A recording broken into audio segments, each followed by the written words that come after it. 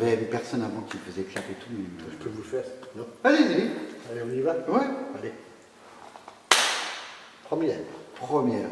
Alors bonjour Yannick. Bonjour.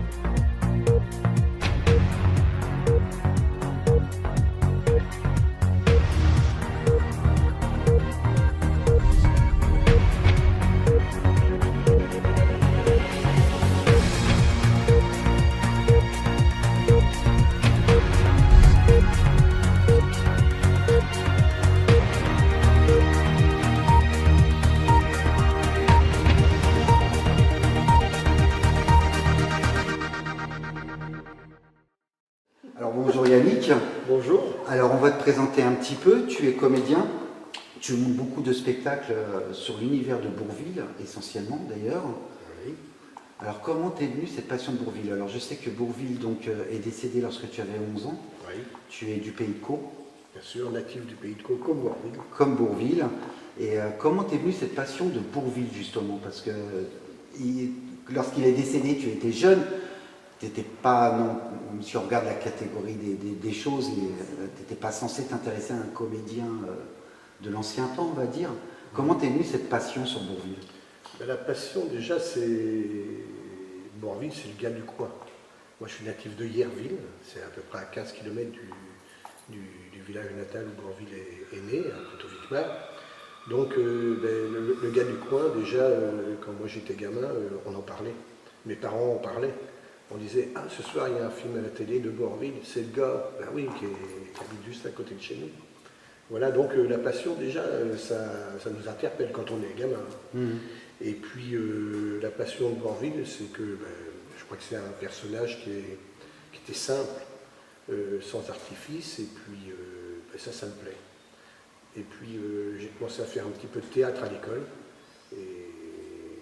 et on me disait, alors il y a des intonations, des moments, on croirait que c'est Bourvil.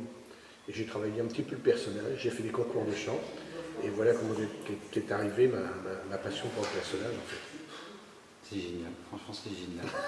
Alors justement, comme tu disais, Bourvil c'était quelqu'un de simple, quelqu'un d'entier, quelqu'un de nature, qui horripilait entre guillemets Louis de Funès, quand ils tournaient ensemble, et notamment le Cornio.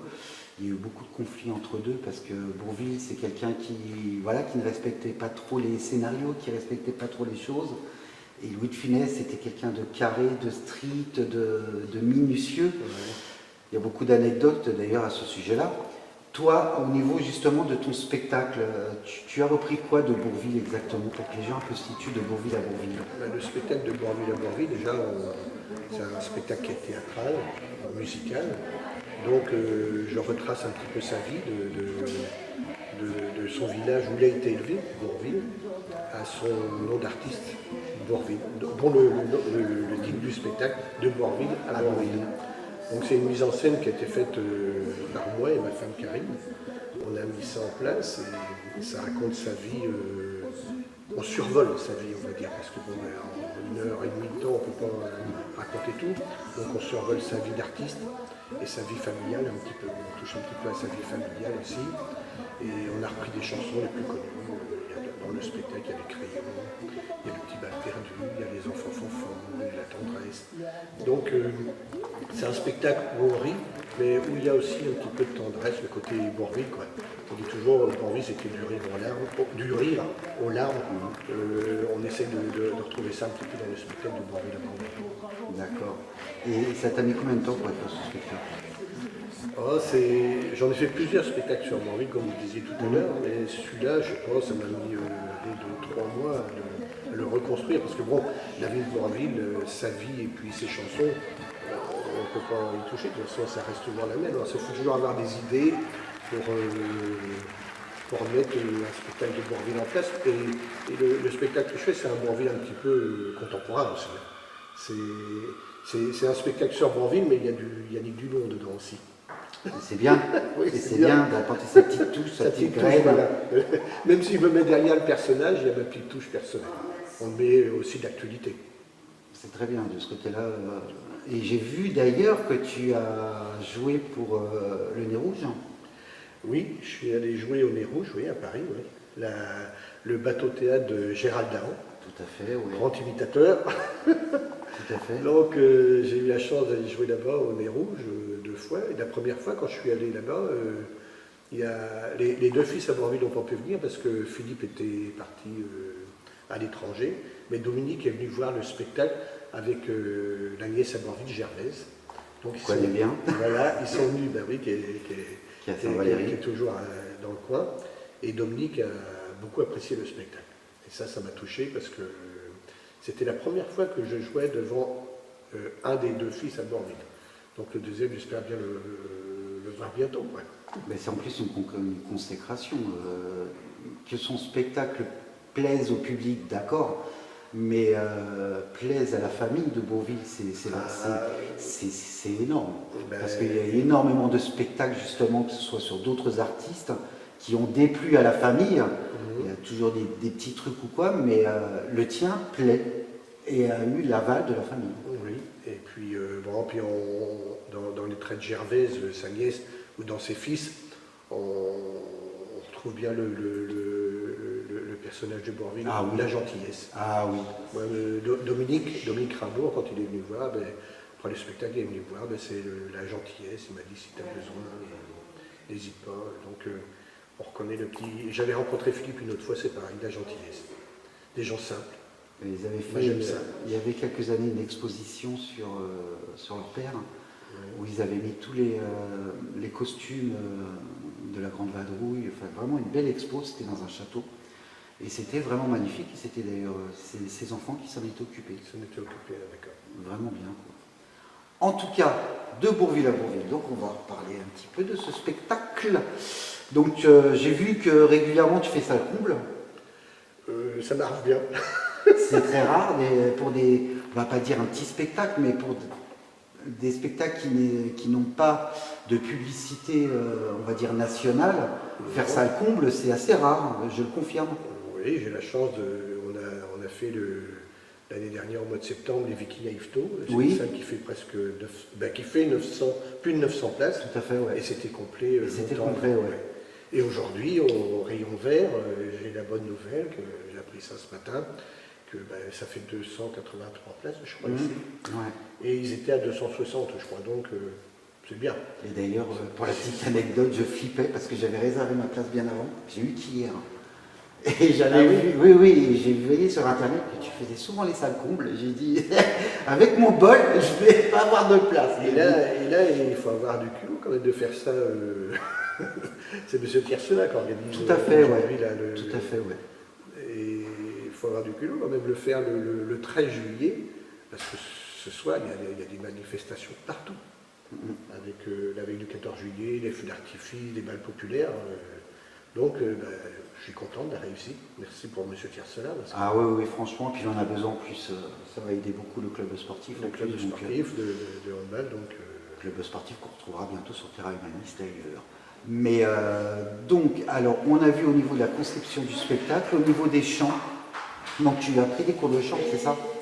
J'ai pas pris de cours de chant. Par contre, moi, je me suis fabriqué tout seul, en fait. Et autodidacte. Voilà, j'ai fait du théâtre à l'école. Après, j'ai fait des concours de chant. C'est-à-dire que je faisais les critériums qu'il y avait dans la région. Au début, je chantais avec ma voix comme ça, je m'amusais. Puis après, quand j'ai commencé à faire du théâtre, j'ai fait Bourvil. Après, sur scène, dans les concours, je faisais Bourvil. Et là, ça a marché tout de suite. Et en 77, ça remonte à moi déjà, j'avais fait les critères de la chanson à Yvetot. Et dans le jury, il y avait Patrick Sébastien. Ah, carrément. Oui, bien sûr. Et j'ai payé le culot de faire la chanson à Dada que lui faisait. C'était ses débuts aussi, Patrick Sébastien. Donc, je n'avais pas été premier parce qu'il ne voulait pas faire du favoritisme. Mais l'année d'après, j'ai récidivé avec Bourvil. Et là, j'ai eu le premier prix. Et puis après, ça a commencé.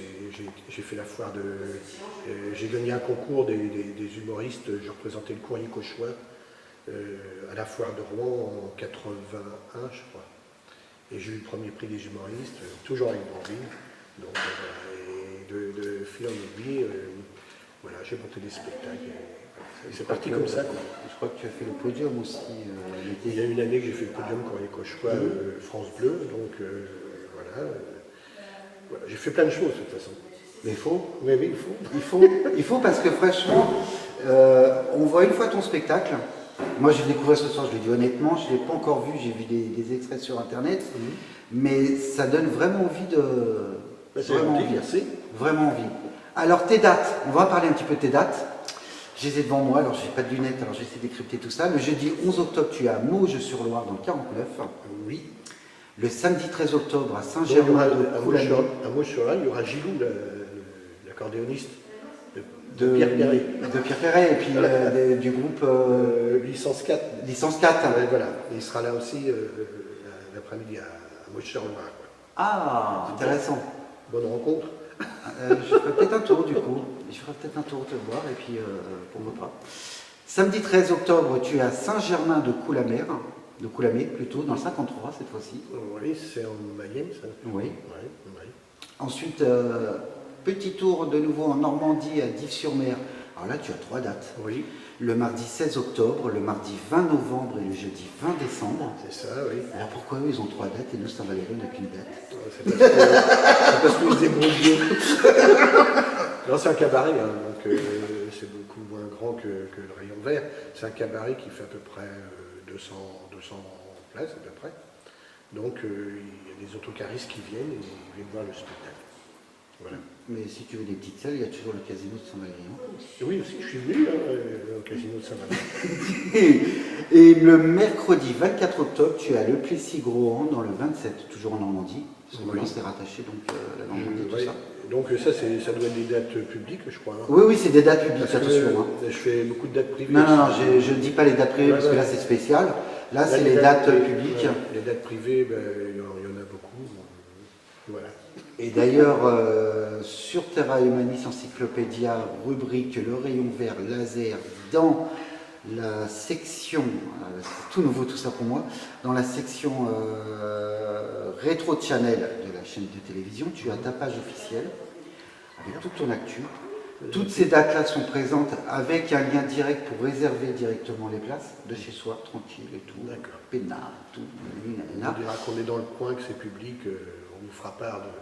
Il y a intérêt. Il n'y a pas de problème. Il y a intérêt. Maintenant, tu fais partie du cercle de Terra Humanis Encyclopédia, donc on va te garder. Ouais. Et en tout cas, moi, je te souhaite personnellement bonne chance pour la suite. Merci beaucoup. Bon courage pour ce soir, parce qu'il faut toujours un peu de courage pour monter sur scène. Oui, toujours d'appréhension, même si les gens savent qu'ils viennent voir le spectacle de Bourvil, on a toujours une appréhension, on ne sait pas comment les gens vont réagir, si ça va leur plaire, parce que bon, ça peut... Mais bon, souvent ça se passe très bien. Là, tu es en terre conquise. Tu es en Normandie, En nous on plein pays aime de Beauville. Oui. Donc, tu es en terre inconquise. Normalement, ça devrait bien se passer. Après, dans le 49, bon, ils ont... Ouais, il y a pas de là-bas. Ça passe bien partout. Ça passe bien partout, mais là, t'es en terre conquise. Là. La semaine dernière, j'étais à côté enfin sur les bords de la Vienne, et j'ai fait le spectacle parodie, parce que je tourne avec 2 spectacles, et il y a du Bourvil un peu dedans, et ça passe bien partout. Ah, bah, de toute façon, Il fait partie du patrimoine français. Bah, tout comme, il y en a que, à mes yeux, il y en a 4 qui font partie du patrimoine français. Il y a Bourvil, Louis de Funès, Bien sûr. Fernandel, et j'ai un trou de mémoire qui faisait Knock, Louis Jouvet. Ah, je pouvais. Oh, puis il y a Oui, puis il y a aussi, bien entendu, Jean Gabin, c'est des monstres aussi. Il y a plein de personnages comme ça qui ont marqué l'histoire du cinéma français. Et ce qui est dommage, c'est qu'à l'heure actuelle, on ne trouve pas l'équivalent. Et ça, c'est un peu dommage. Oui, c'est vrai. Il n'y a pas d'équivalent. Beaucoup se mettent, disent moi je suis le nouveau Fernandel, je suis le nouveau Bourvil, mais non. Moi j'ai pas attention. Non, je parle en tant qu'acteur, cinéma et tout ça. Parce que moi j'ai pas du tout la prétention de vouloir faire Bourvil ou quoi que ce soit, c'est vraiment pour perpétuer. Toi tu rends hommage à Bourvil. Perpétuer l'image de Bourvil depuis ces années. Tu lui rends hommage et tu lui rends d'ailleurs un sacré hommage parce que. Et on a la chance, bientôt ça va faire 50 ans qu'il est disparu en 2020, et on a la chance de parler encore de Bourvil, ça c'est bien. Et on en parlera encore très longtemps. J'espère. Très très longtemps. En tout cas, je te remercie beaucoup d'avoir essuyé les plâtres. Votre nom Laurent. Eh bien, merci monsieur Laurent. Et merci d'avoir essuyé les plâtres de cette première émission de Rayon Vert Laser. C'est moi qui vous remercie. On se retrouve très bientôt pour tout plein de spectacles, puisque Rayon Vert Laser va vous proposer une moyenne de 30 spectacles par saison. Et d'ailleurs, on te retrouve tout de suite sur scène dans un petit extrait. Et après, on va aller à la rencontre de tes fans. D'accord. À la sortie du spectacle, on va les questionner un petit peu, caméra au point, et on va voir un peu ce qu'ils ont. D'accord. Je sais pas s'ils ont aimé le spectacle. J'espère qu'ils vont être gentils avec moi. T'inquiète pas, c'est moi qui fais le montage. Je vous dis en tout cas à très bientôt sur Terra Humanis et en tout cas, bon courage pour ce soir. Merci Laurent. Bye bye. Au revoir. Dire c'est bien, mais le faire, c'est ça. L'alcool, non. Mais l'autre, c'est la chantonneuse, oui. Et je suis fier de faire un choix sur le principe d'une conférence contre l'alcool. L'alcool, non. Mais l'autre, c'est la chantonneuse, oui.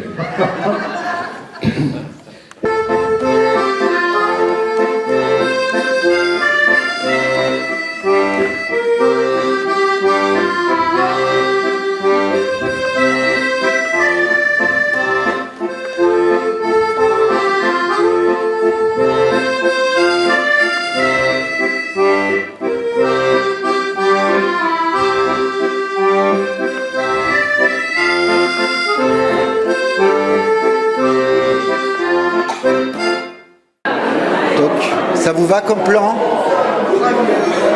Alors vous fiez pas à l'image, la qualité de l'image c'est du vintage.